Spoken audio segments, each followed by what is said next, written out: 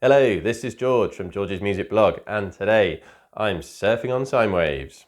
Okay, so Surfing on Sine Waves by Polygon Window is what I'm talking about. Polygon Window being a short-lived alias of Richard D. James, better known as Aphex Twin. I'm going to assume, since you're watching this video, that you don't need much introduction to him.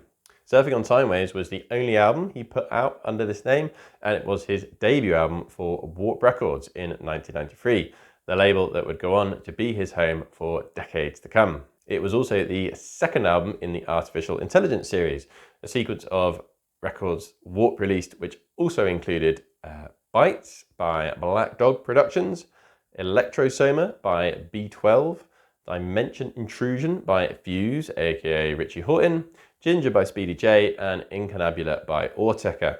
Now, Surfing on Sine Waves will forever be overshadowed by Aphex's legendary debut, Selected Ambient Works 85 to 92. Check out the description below for my video on that one.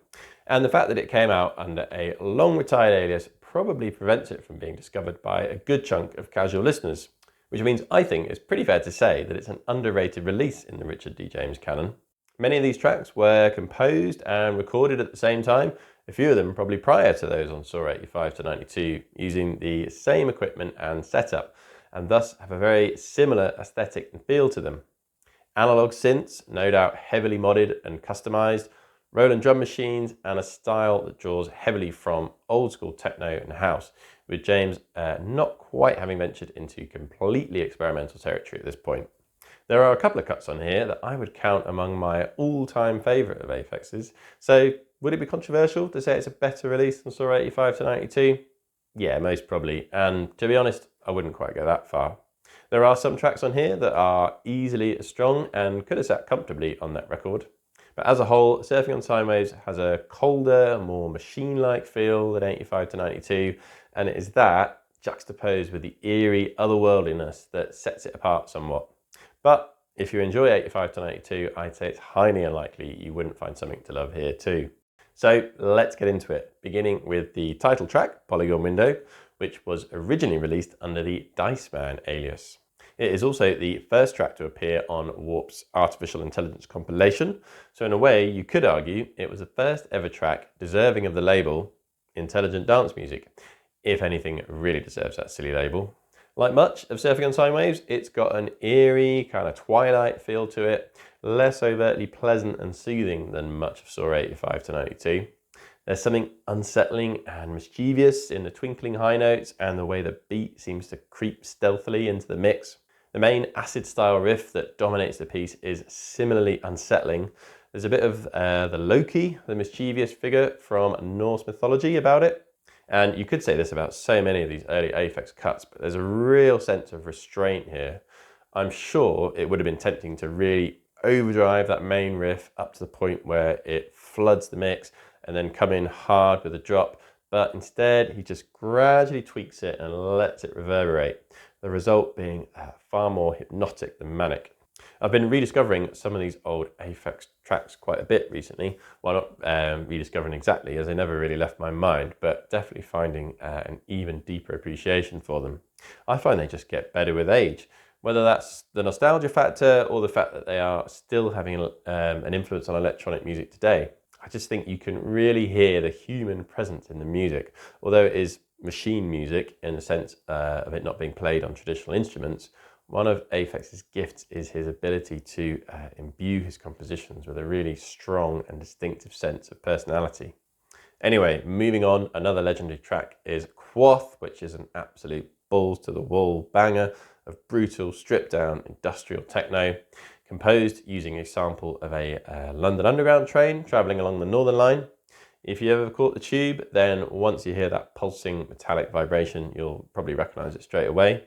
The call and response interplay of percussion is something I find just magical, spellbinding even.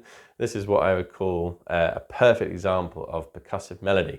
Despite the fact that the piece is composed entirely of percussion, the layers of the drum sounds and the way they kind of speak to one another acts like a melody. I know on the surface it sounds like a very harsh piece of music with little depth to it, but it's really such an enjoyable listening experience, cerebral and visceral at the same time. I'd love to see a DJ try and play a full set using just this track across 3 decks. If It Really Is Me is a relatively rare occasion, apart from on Drucks, of Aphex using untreated piano. It's gorgeous, melancholic, eerie. I could just keep listing adjectives, but that gets a bit pointless. I feel like so many of these tracks are bound up with the Cornish landscape, known for being rugged and mysterious. And this one strongly has that kind of earthy, eerie vibe to it that just makes you feel like the environment is populated by spirits and myths. In fact, I read somewhere that Boards of Canada heard this album at a bonfire party in the hills of Scotland, which just sounds absolutely perfect. Again, although it's electronic music, there's just something deeply sort of psychedelic and earthy about it. Now, Audax Power, which is track 2, I have to admit I used to skip this one quite a lot due to that manic riff that comes in, and I find the kind of lurching stop-start beat just a bit unsatisfying to listen to.